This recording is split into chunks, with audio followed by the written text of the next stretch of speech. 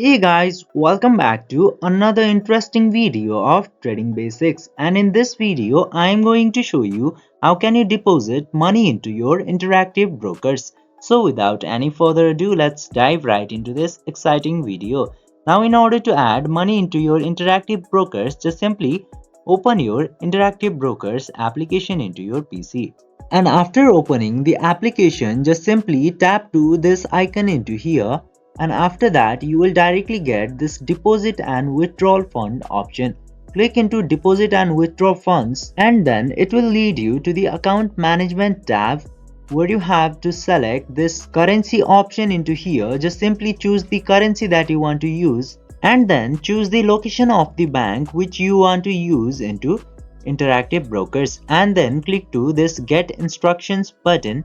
Then just simply fill up this form including the account number, account nickname, and sending institution of the bank details, and then simply fill up the required amount of USD into here.